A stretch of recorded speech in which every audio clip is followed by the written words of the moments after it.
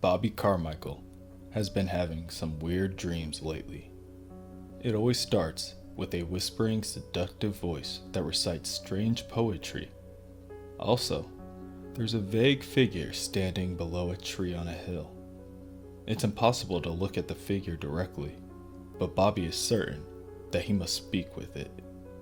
He climbs the hill towards the tree and learns that it's a tree of glorious gloves, each one perfect in their own way.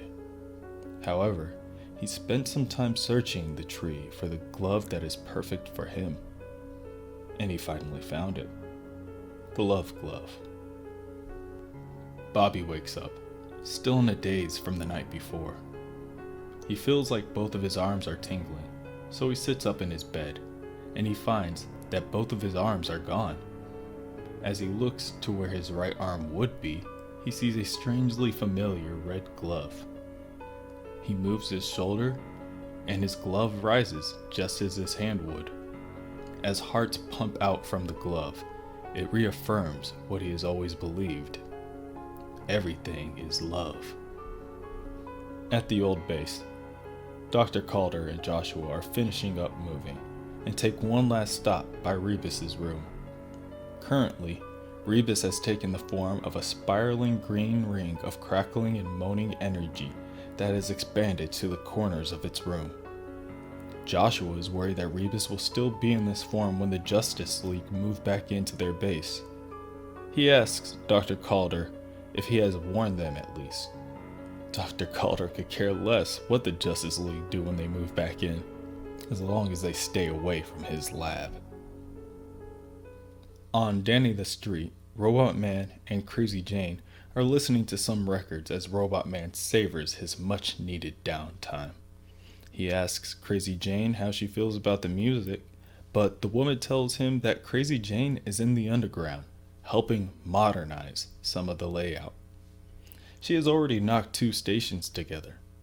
Robot Man theorizes that the woman that he's currently speaking to must be an amalgamation of Baby Doll and Scarlet Harlot, but Baby Harlot tells him that she's always been there.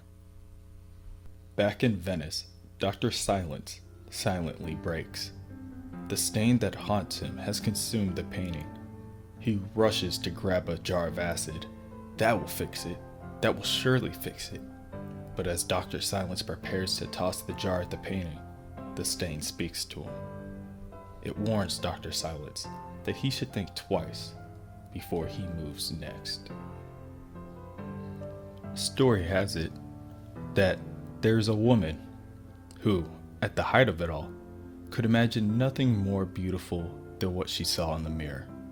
Sometimes she would like to lay naked on the glass, kissing and licking herself until she reached a delirium.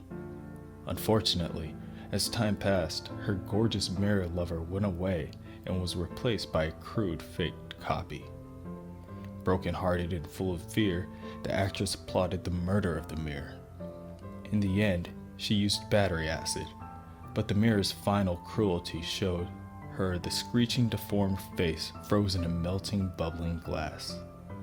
The actress put a gun in her mouth, blew away half her brain, and has been on life support ever since. Some say that if there were no mirrors in the world, we would never grow old. The mirrors eat time and excrete images. The corpse of the murdered mirror was tossed onto a dump where its unquiet spirit sat restless in a confused dream. Then, one day, a boy passed, and the ghost mirror roused itself from its glassy slumber. Unable to properly reflect, it could only display strange smeared images with a voracious appetite for time. As the boy looked into his reflection, years passed in seconds, and the boy, now an old man, collapsed to the floor, the first victim of Alias, the Blur. Who is number none? Moving on, we meet Agent Exclamation, striding proudly through the streets of Venice. A man as distinct as him would, in any normal scenario, be the cause for the raise of an eyebrow. But as he struts through the city, those that see him smile and nod, as if they see right through him. It is not until they pass Agent Exclamation that they notice such a curious man. But that's the agent for you. One day, he too will master the element of surprise. Bobby Carmichael, the love glove, approaches the agent and sticks out his glove to shake his hand. Bobby was told to meet the agent there in Venice in a dream. Agent Exclamation, who had a weird poetry dream that led him there as well, laughs and smiles with the man. Bobby points to the approaching creature made of glass and wonders if it had a similar dream as well. In his mansion, Dr. Silence curses and shouts at the stain. He has no idea why the stain tortures him, but he has already reached out to somebody to handle this issue. And that's when the three strangers arrive. As Agent Exclamation stands and smirks, Dr. Silence prepares to attack. The doctor wants to know who these three are and how they got into his house. The agent responds that they were invited there, and each of them have traveled a long way, so they don't plan on leaving just yet.